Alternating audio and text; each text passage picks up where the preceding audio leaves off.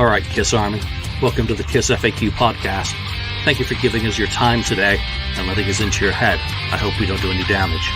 This is a Kiss-related podcast by the board, for the board. We hope that you enjoy.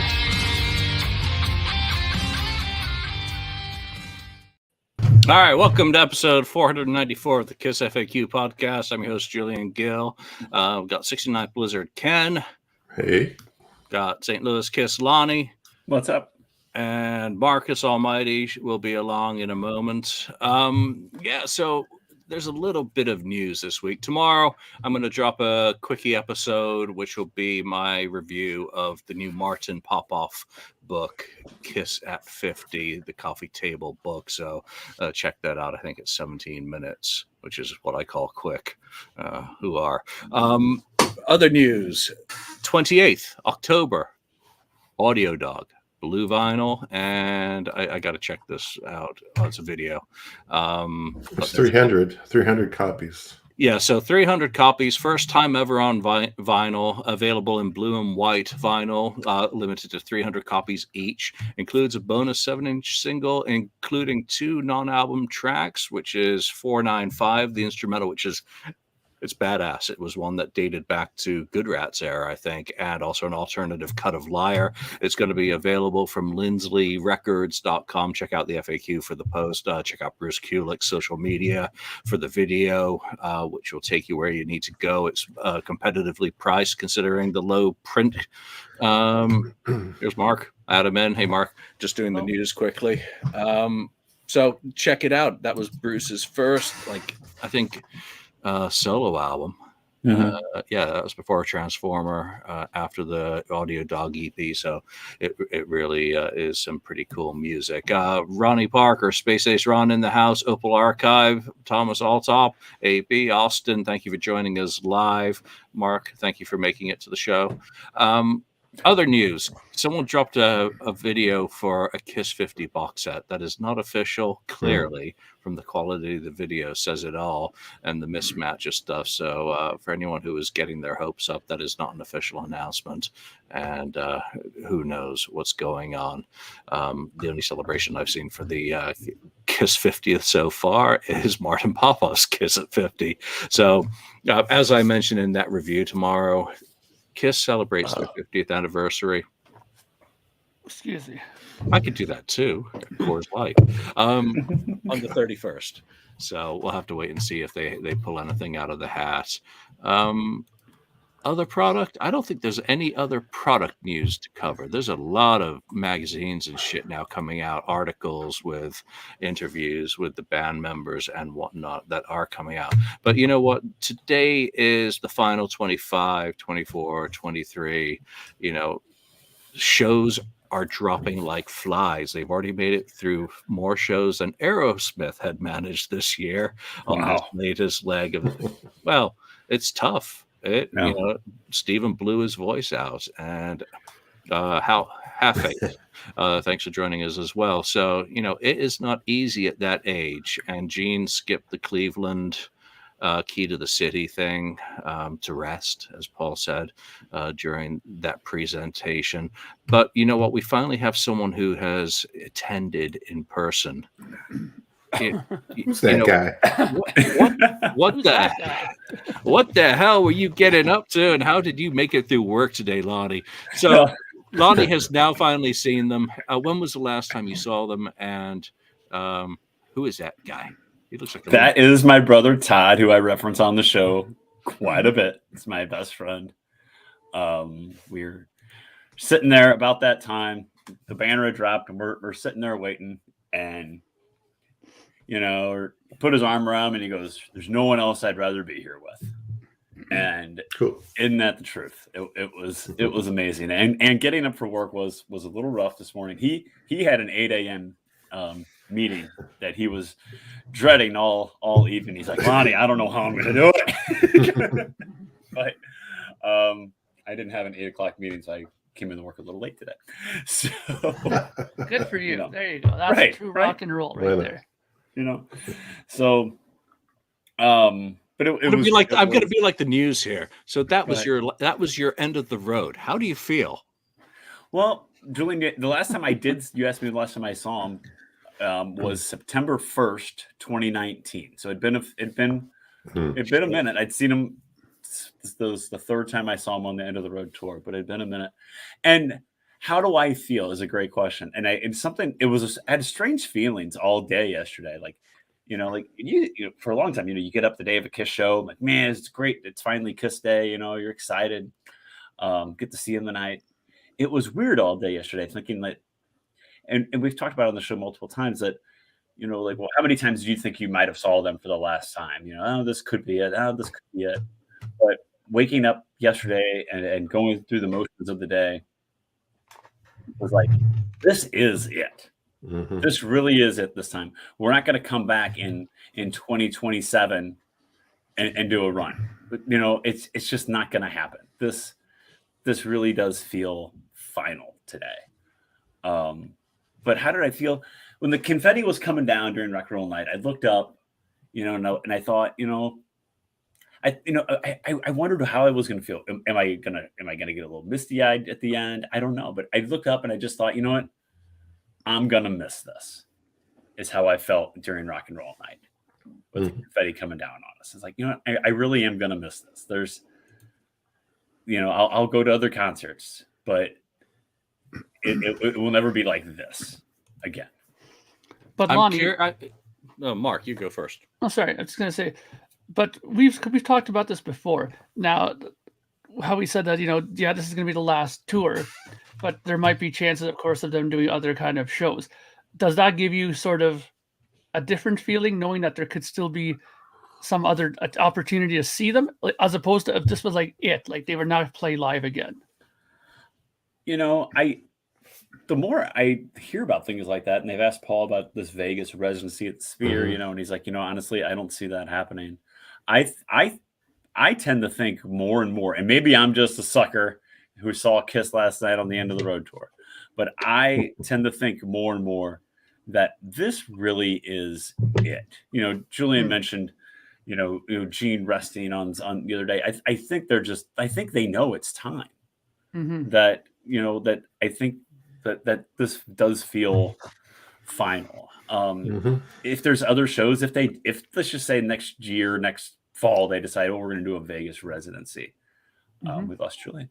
I don't know if I don't know if I'd have the urge to go to that. Maybe I would. Maybe I'd feel differently. I mean, I have gone. I've seen him at a Vegas residency before, but I don't know if I'd have the urge to go. It felt so final, like closure almost. Yeah.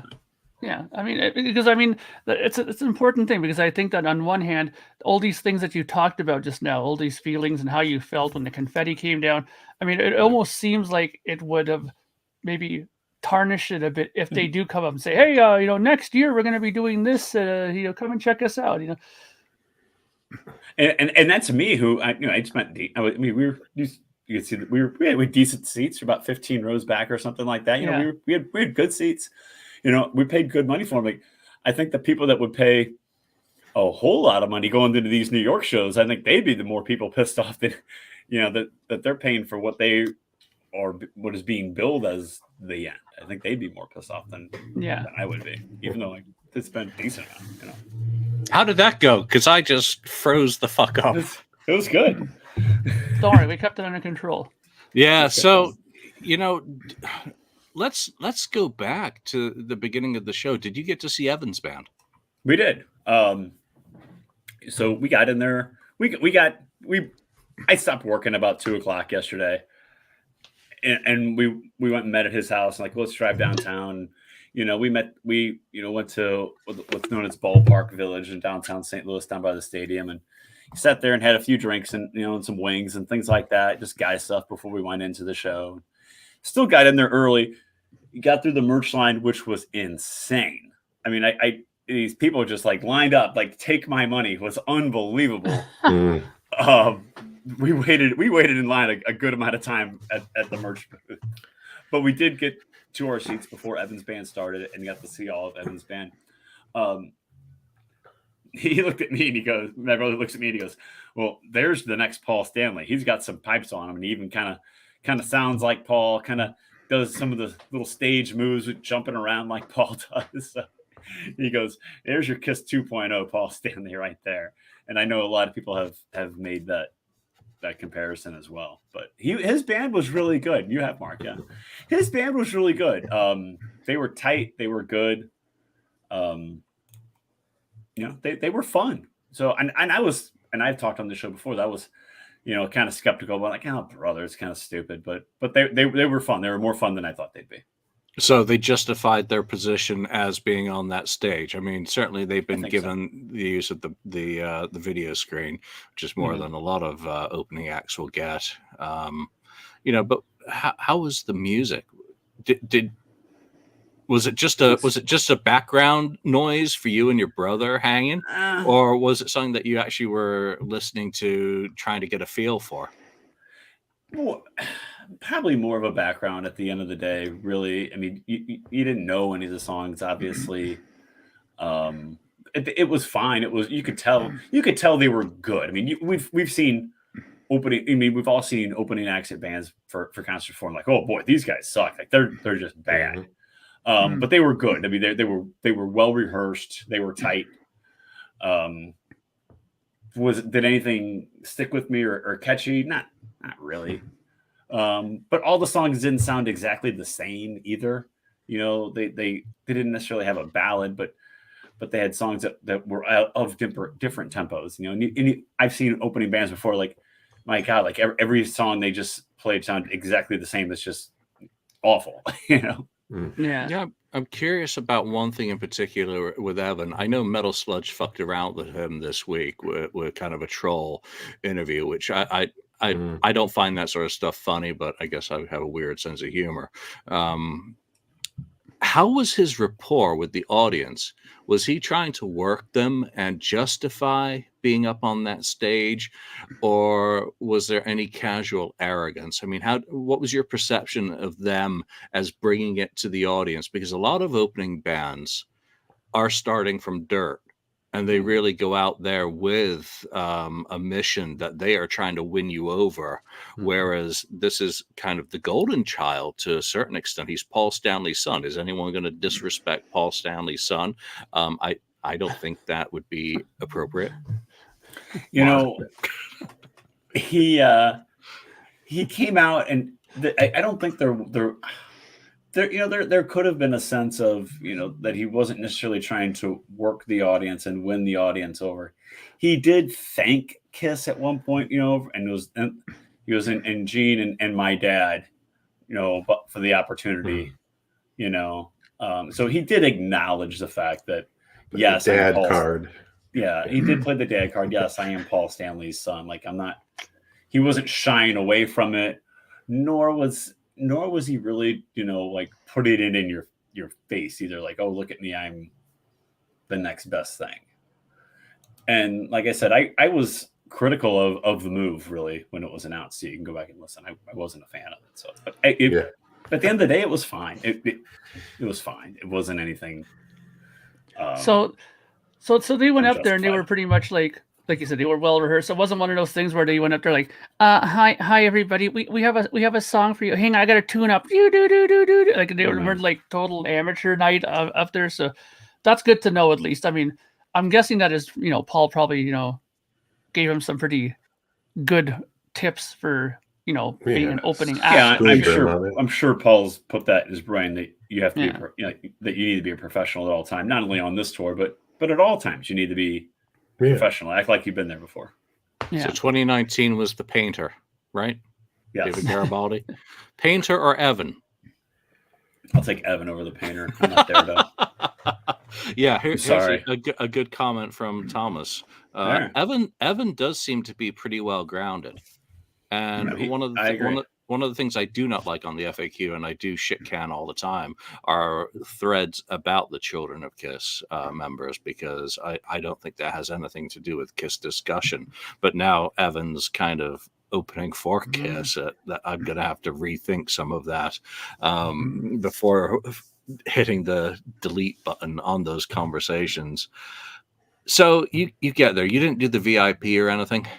No, we didn't do the VIP. We didn't do sound check. It was expensive enough to begin with. It was expensive enough. And I had just bought Guns N' Roses tickets, I think, like a week prior to that. So I had a pretty expensive week or a pretty expensive couple of weeks with concert tickets in there too. That when I bought those, and I know I could have went and done. I know a friend of mine, Carrie, he went and did he bought a sound check just the other day. He said, you know what, shoot, I'm just going to do it. I don't care. It's the last time.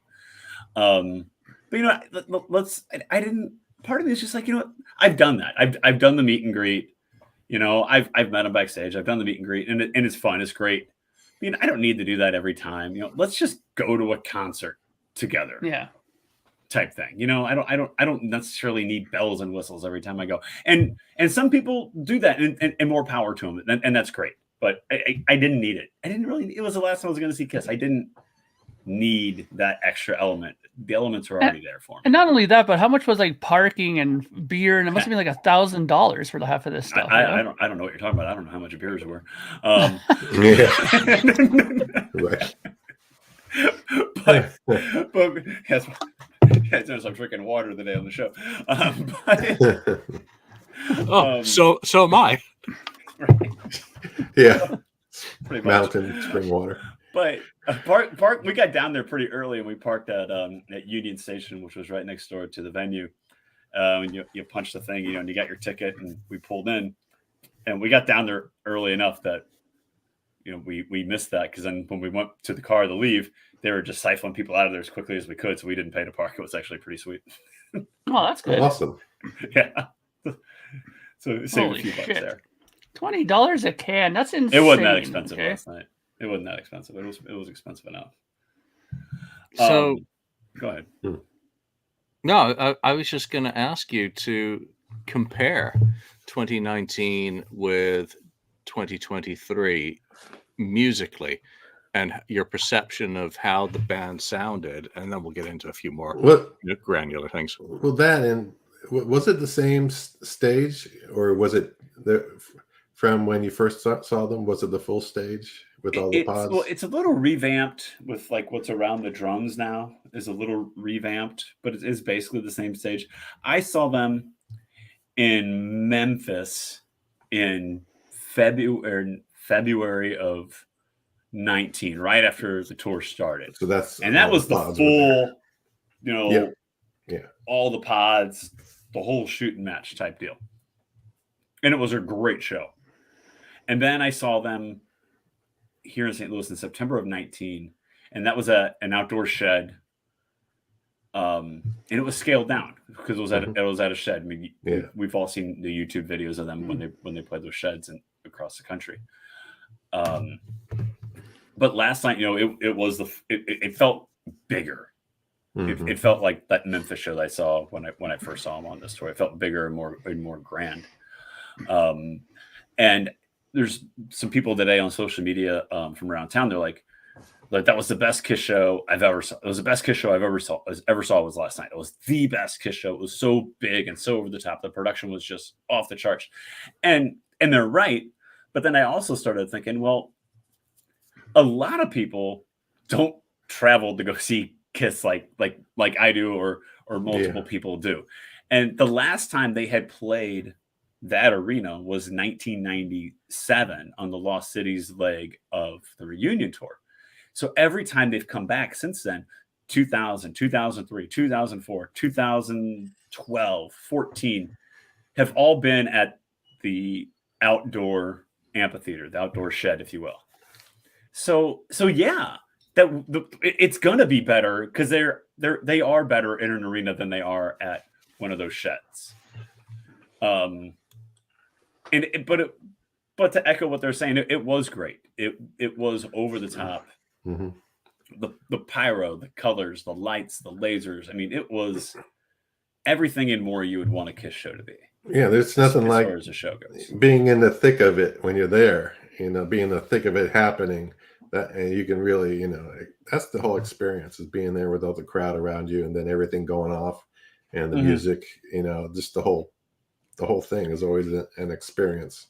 Yeah, even yesterday morning, Todd texted me and he goes, "Hey," or maybe it was Tuesday, I don't know. He goes, "Hey, my company's box is available. We could sit there if you want." And I was like, "No, I'd rather be on the floor, like you said, Ken, like surrounded by the people, just fans, just like one, just like just one of the masses down there." So I said no. I said maybe for something else, but not for this. Mm-hmm. I was watching Nashville today, and the camera was pretty central on the floor, probably within 20, 30 rows. So pretty good. One of the things that struck me compared with 2019 and 2020, the last time I saw them, was that there seems to be less pyro going on during the show, less concussive stuff happening. That it seems that the lighting is just as extravagant as I saw in 2019, because obviously I was at Vancouver for the very first one. There's no Whistler rocket anymore. That's long gone.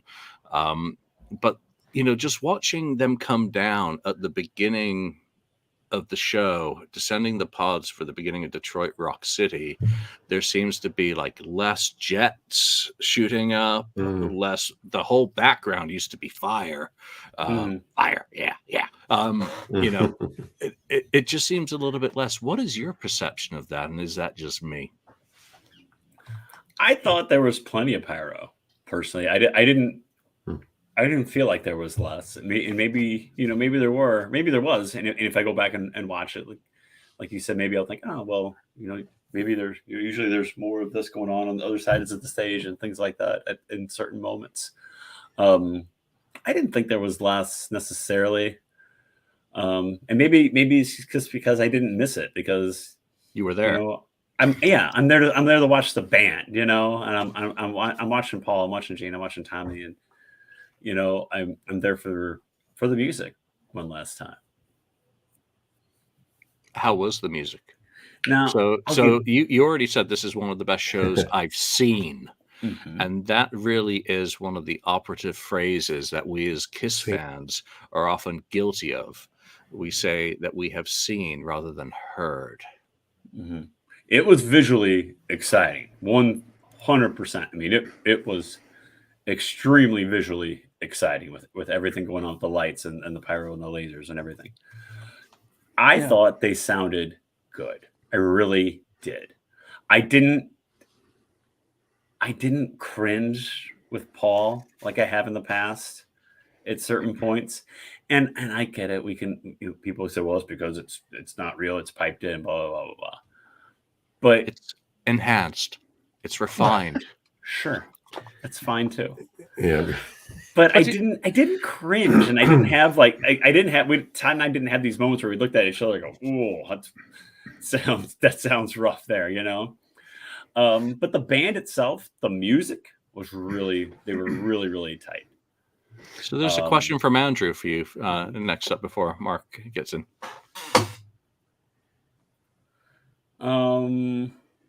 They were less mobile, less impressive. They were not as mobile. Andrew's 100% right. Like they kind of came down with the band but they didn't move around, like they did in 19 at different parts in the show where they would take different angles and things like that. They kind of went back up and became part of the light show up front. It kind of reminded you of Vegas almost, Julian, where the top of that stage was part of the light show as well. It reminded me of that more than anything. I thought about Vegas several times during the show, how those pods were just part of the light show. And they didn't move around and conform to different configurations, or because the pods were kind of like the spider was almost, would kind of move around a little bit, and Well, why would they? Why would they have a lot of things moving around fast when they're not moving around a lot fast now as well? It would draw. It would be a conflict visually. Mark, you had a question or something? Well, I was just going to say a thing about you saying that there doesn't seem to be as much pyro and stuff like that. I think one of the reasons why that could be is because of something that I also heard about with another person, John Anderson from Yes. When he did his What's that? Supply chain issues? No, not supply chain. Is that it was starting to become irritating to his actual throat and his like health wise. A lot of these people are banning these things now. Like one guy I know played with these guys before, and they said that they didn't want any smoke on stage, nothing, because they said that as they're getting older now, they're having a hard time breathing on the stage with all this shit going on there. These guys are not 30 years old anymore. These guys are like 70 years old, and you're going to start, blowing off bombs and all this shit on there. It's going to get them. And Peter Criss complained about it back in 2003. All that stuff. He goes, when he put me up on the riser and I went up and all that shit was up in the air, he said that he said he had trouble breathing. So come on, he was getting suffocated in 1974. Okay, but that's different. He's also young, right? Who cares then? And that he's now like 90 years old. He's not going to do it now. 90. Oh, hyperbole. You know what I mean? All right, so we've got a question from our audience, and thanks again, Rome Loves Down, for joining, and everyone else who's come to watch us live. It's appreciated. Chris Witt asks, so what did you think of the Paul and Tommy duo solo? I wanted to get into that. And talk. I was going to talk about the set list and talk about that a little bit. Okay. Do you want to reset to earlier in the set and kind of go sequentially? Yeah, I kind of, and because I do want to get into the guitar solo thing. Jesus. Jesus. Sorry. So obviously they come out to Detroit Rock City, coming down the pods, place is going nuts, straight into Shout It Out Loud, straight in the deuce. The place is rocking. You know what I mean? I mean, they are firing on all cylinders. The crowd is so into it with those first three songs, and then go in the War Machine. Heaven's on Fire, I Love It Loud. I mean, we're playing the hits, right? I mean, we're playing the hits that people know and people love. And no one's looking at each other like I don't know this one. Like everybody knows the songs that they're playing, 100%. And then after I Love It Loud, they go into Say Yeah, and it sucked the life out of that place. Piss break. That crowd died when they went into Say Yeah. I'm sorry, but it did. And my brother looked at me and he goes, "Why are they playing this?" And I said, "It's a classic." Come on. I don't know. Paul Stanley says it's a classic. Right. Paul and they're getting ready to insert. And he's like, "It's real simple." Yeah. And he looks at me and he's like, he loves the band, but he's not like getting up every morning and looking at the set list type fan. You know what I mean? Mm. He looks at me and he's like, "Really? Why are they playing this?" Like, I don't know. And they really lost their momentum, I thought, when they went into that. But then they got it back with Cold Gin, and then you go into the guitar solo and you kind of lose it again. And I did not take a piss break during the Say Yeah. I took a piss break during the guitar solo, and I go into the men's room, and a couple guys go, "Tommy Thayer guitar solo, time for a piss break." Nothing against Tommy, but I just thought it was kind of funny. So then the guitar solo, and then they come back with Lick It Up and Calling Dr. Love. Calling Dr. Love got a much bigger response. I really enjoy that these days. Calling Dr. Love got a great huge song. Response. They play it on the radio here. It's good. It got a better response, I thought, than Look It Up did, even, which might be surprising to some. Yeah. And then Making Love, which I really enjoyed. I haven't heard him play that in quite a while, and it was fun. It's a short song. It was fun. And then we go into this Tommy and Paul dueling guitars thing, dueling banjo for like 5 minutes, and like we could be playing another song right now. What are we doing? It's not even that functional. It doesn't have any real form or purpose. It is just like literally, it's filling wanking. time. It's just up there noodling. It's just like filling time. It's just wanking, and it's such a time waste. Mm-hmm. But it's better than a speech.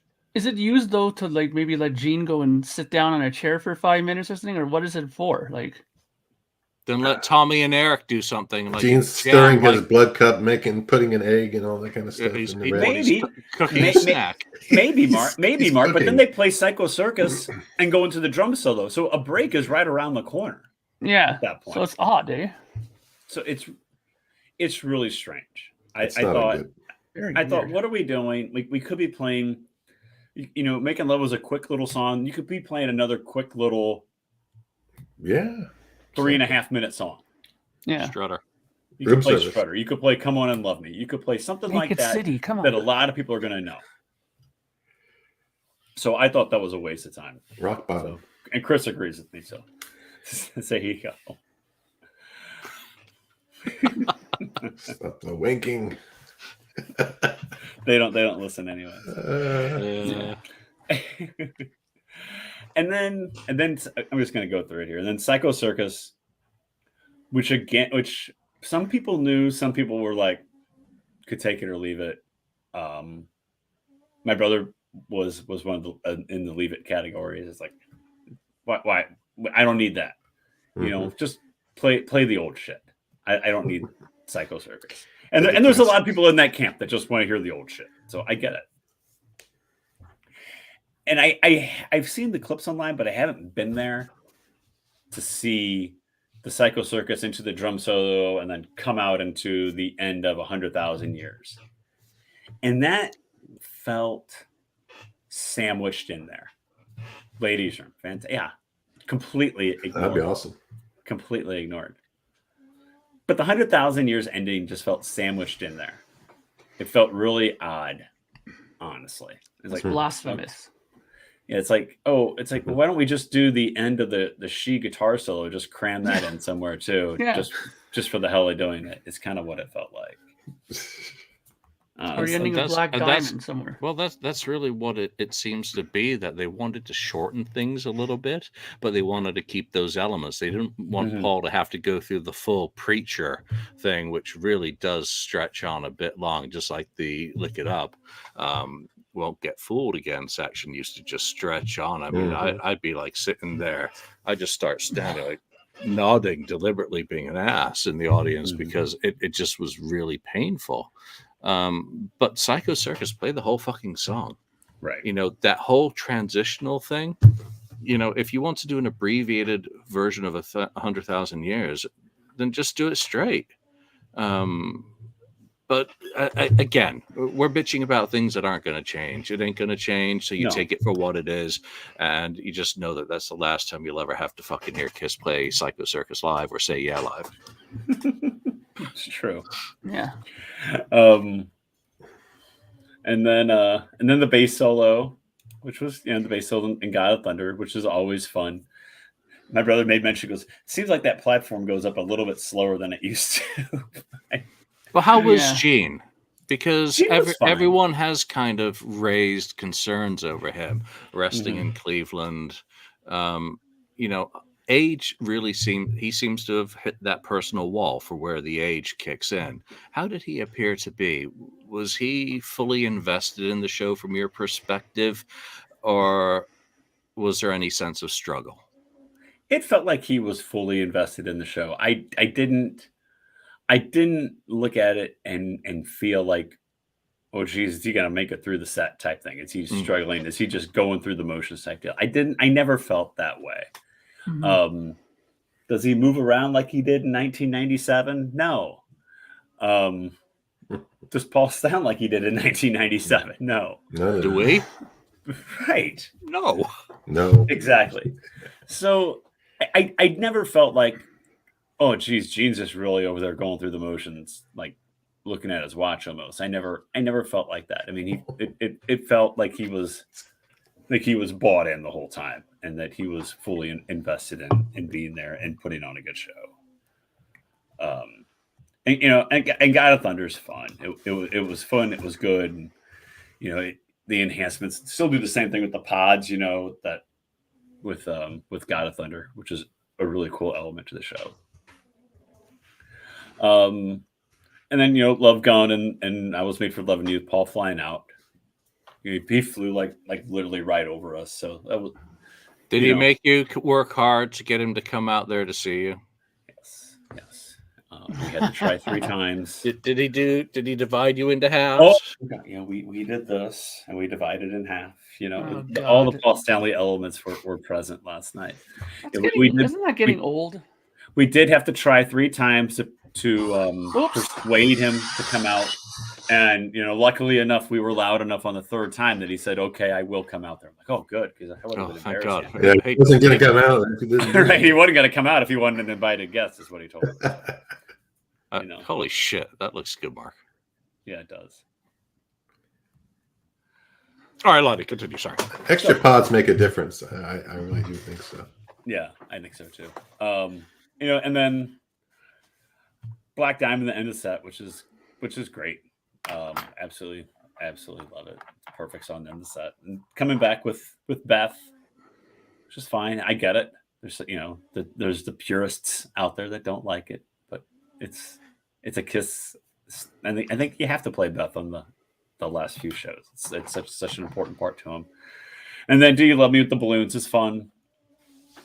People say it doesn't sound like it should. Oh, Do You Love Me doing the encore? But they should do more of a better song during the encore. I think Do You Love Me in the encore is fine. I don't have a problem with it. Hold up a second. Mark showing a little bit of Eric and Beth. And this is St. Louis, by the way. I am Team Green. I hate people doing Beth other than Peter. But you know what? As a tribute to the importance of Beth, look at that. With the Liberace piano, and I'm sorry, I don't take that as an insult. And again, I would never even presume to try and speak for Peter because it's his song. But that really is a tribute to a song that saved Kiss. And that is a reminder every single fucking show that while Peter Criss is not a part of the End of the Road tour, his song sure as fuck is. And that can never, ever be taken away from him or written out of history. Thank you. This was a message from Team 100%. Green. And Do You Love Me's fun. And then, obviously, Rock and Roll Night. And I like they brought back those cherry pickers they were using early on. Got from Motley Crue or whoever. Yeah. So those were back. Which is different. Where were they over you? You were on the floor. Did they reach out over you, or? Gene was pretty close. So let me see if I can find it here. I think I got a good one of Gene. They kind of start on the side, right, and then come back over the middle. LA. I was 14th row, and they were way over me. So yeah. It really Sacramento. I remember is over me. I don't care if they stole those from Motley Crue. They're really cool effects, and it was. No, I don't care. I'm just saying. No, it makes the people who are not on the floor and not up close feel the band is coming out to them. All of the band. It's a very nice touch production wise. Yeah, it was cool. I mean, I don't know if you can see that. I don't know if you can see that or not, but it was. No, that's great. I mean, that's really cool. I mean, it was pretty. You guys had a good position for the show. Yeah, we were pretty center. So those they go out and around. So I mean, it was cool for the people I think that are on the sides and here's Gene right in front of me all of a sudden type thing. So when they were coming back down, they kind of went in front of us like that. So that was pretty cool. But it was great. It really was. Am I going to have, we all have our little tweaks that we would make, to make it better. Like I ditched that Tommy and Paul little guitar duel. And, we'd swap out a song or two because we're Kiss fans. We're going to nitpick a little bit here and there, but it was absolutely fantastic. Absolutely fantastic. One of the shows they did stop and do the pledge. Was there any? Did that happen at the show, or is that something that Paul's no longer doing?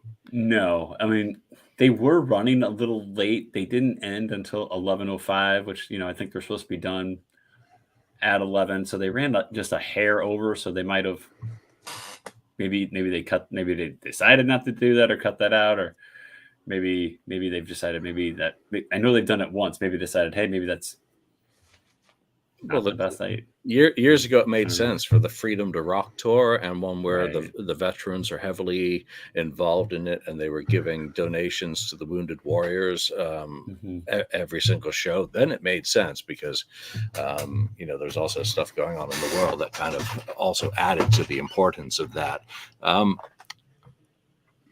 High point. So I went into Stewie mode there. Hi. What was a high? What if you walk away from that show and someone asks you down the road, what is your standing memory of the Final Kiss show? What do you think would be the first image that pops into your head?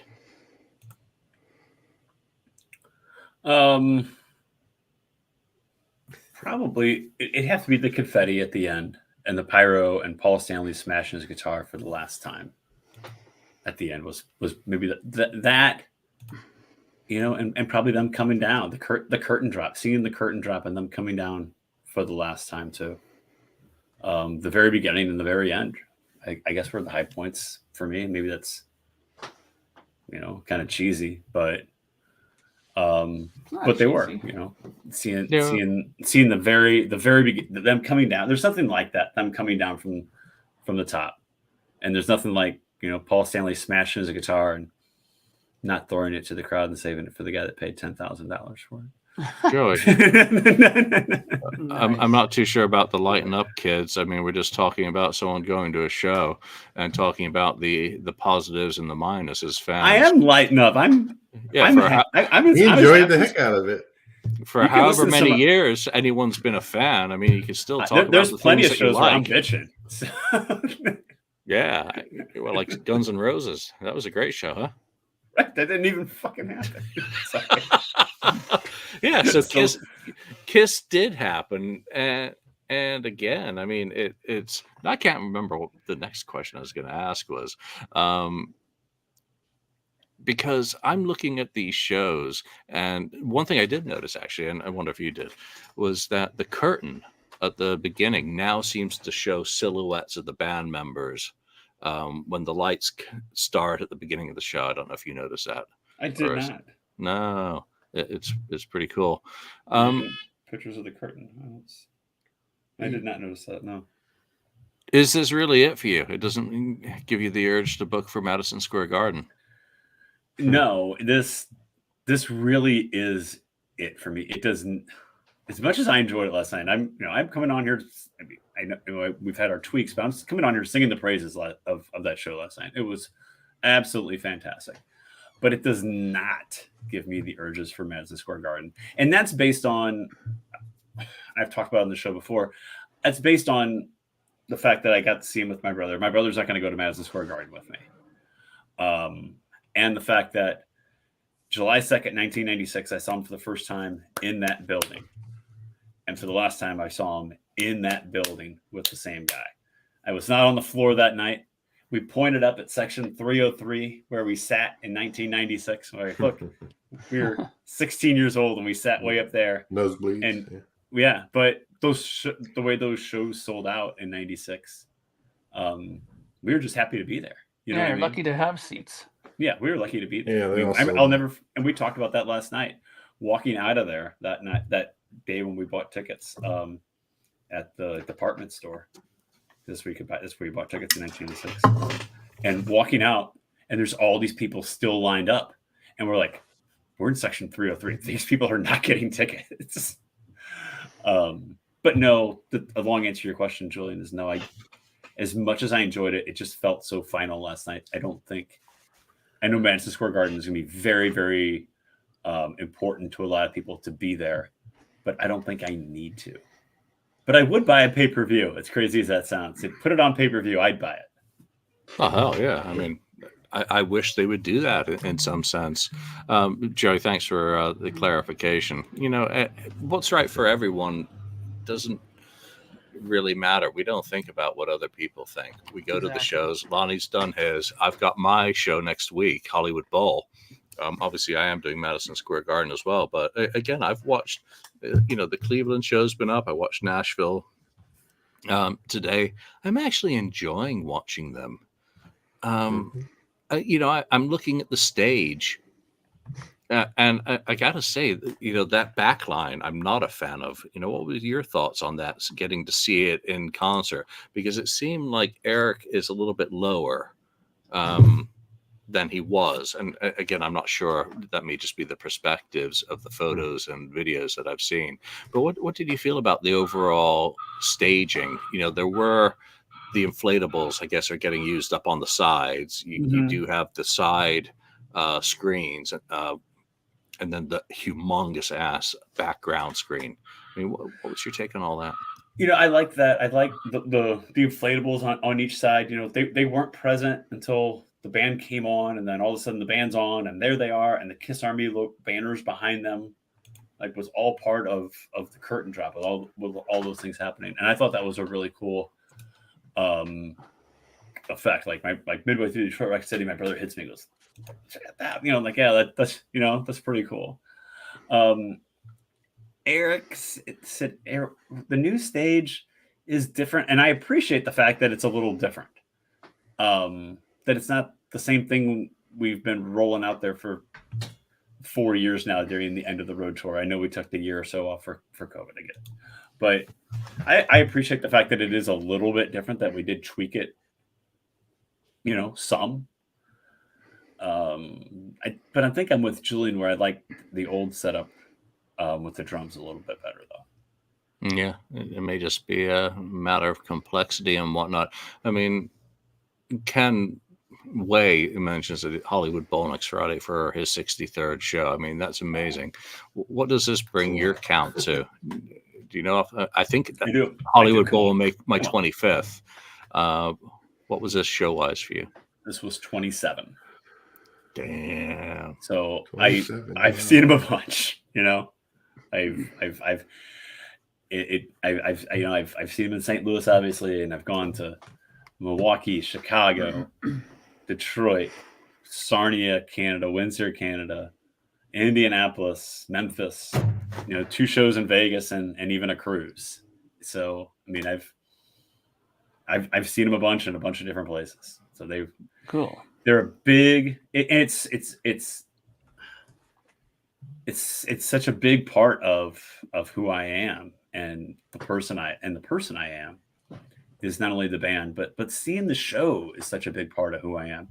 That for a long time, oh, well, Kiss is touring this summer, and and you can't wait. Even not only when I'm in high school, but as a young man, and even as an adult, you can't wait to go see them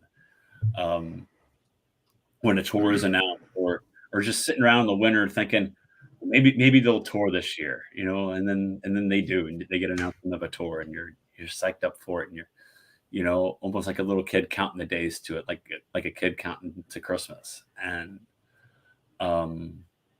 it's sad in the way that I'm not going to have that ever again after yesterday. So no. And have you noticed how there is nothing announced for 2024 in any which way? Right now, there is no future. I mean, does that make you feel empty? And that goes for everyone who's watching. And I'll start with Ken on that. But there is nothing after the end of the road so far, and who knows what's possible or what. Yeah, earlier, I think earlier this year, I was thinking that they're going to be back next year, and but as time has gone on, and then with the comments of from Paul and Gene, and then Gene he told somebody, another artist, I can't remember, but said that this is it. It's over. So it sounds like it's over, and it just seems like this is it. And then you have the negotiations of their brand or whatever. Alleged. Yeah, alleged. Obviously, it's alleged. All that combined, just the last couple of months, I just thinking, I think this is really it. They'd have to be paid a ton of money to even come back out. I think. I mean, a lot of money. I think this is it. And the age is a problem. Yeah, the age is. I think age is part of the part of it being an issue. Sure. So Yeah, Lonnie, file this to answer as well on which one of the band members you think is most capable of continuing active music business after seeing them in concert. Mark, how does that make you feel? No future. This is gonna, like I said before, I've been very popular with the gallery of late, so I'm sure this answer will be very popular with the gallery as well. Oh God. I don't. It doesn't bother me in the slightest, and I'll tell you why. Because I mean, look, I love Kiss. I've seen them a bunch of times too. I think I got up to about 14 times I saw them or so. Not as much as Lonnie, obviously, or other people on there, but I've seen them my fair share. But I don't know about you guys, but for me, there's been a lot of stuff happening in the background in the music business in general now that I'm getting excited about.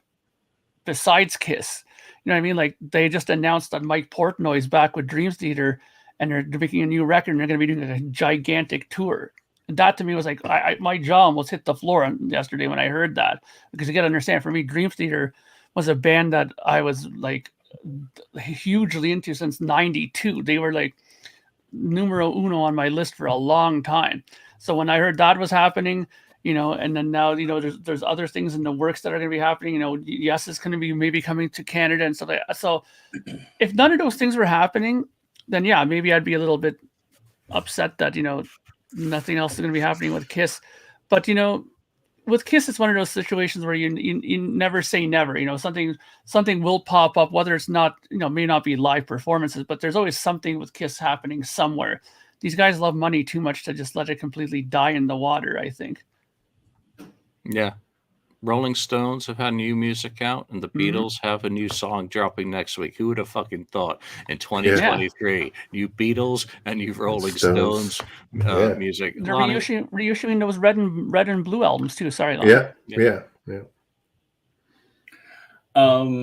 It's kind of strange that there literally is there is nothing. It's an abyss after December 2nd.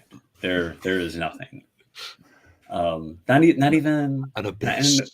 It is. It's not. There's not. I hope that there's something for the fans, and I'm going to echo what Adam NC just said here a minute ago. He said that he feels sad, that he's just glad that we have a great community of fans to keep the band music alive. We met so many people online or in person because of this band. I 1000% agree with you. I mean,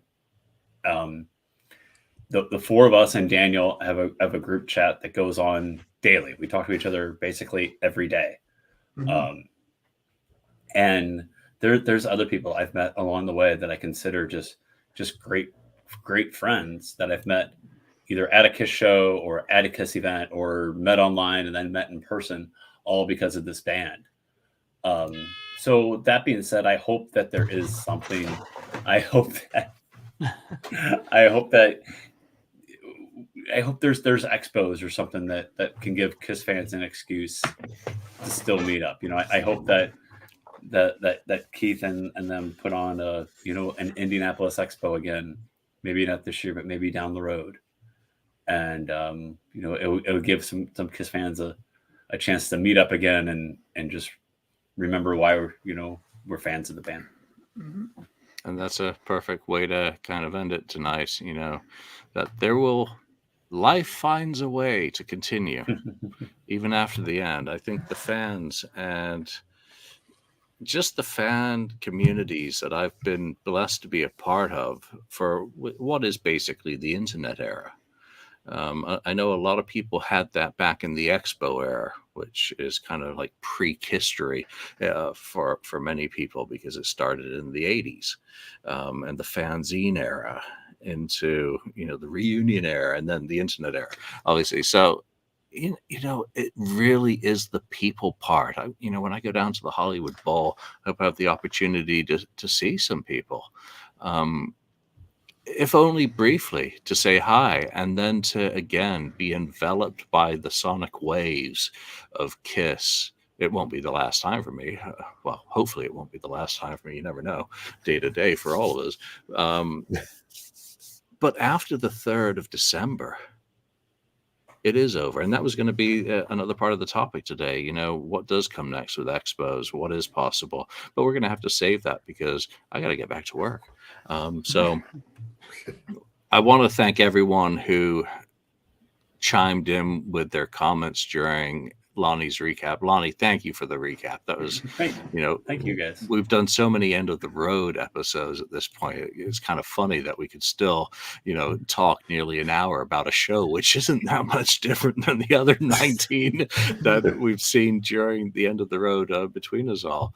But again, it speaks volumes to the passion for this band, which will only slowly dim as we get older and once they're off the road. And that's a fun thing to remember, that the bands that we love and adore are never further than just pressing play on a video, an album, drop the needle, whatever. They are always with you. They are always in their prime when you do that for an album or a live recording that you enjoy. So even though it's the end, it never truly is. All right, that's it. 2 episodes dropping tomorrow, hopefully. So thank you again for taking the time to join us. So from Lonnie, from Mark, from Ken, and Bob Ezrin, thanks for joining us. We'll see you next time. Thank you for spending time listening to the KissFAQ podcast today. All sales are final. There are no refunds. If you'd like, look us up on Facebook or come over to the KissFAQ message board and discuss the topic we've broadcast today. Don't forget to rate us on iTunes, Spreaker, or wherever you've listened to the show. We hope you'll join us again.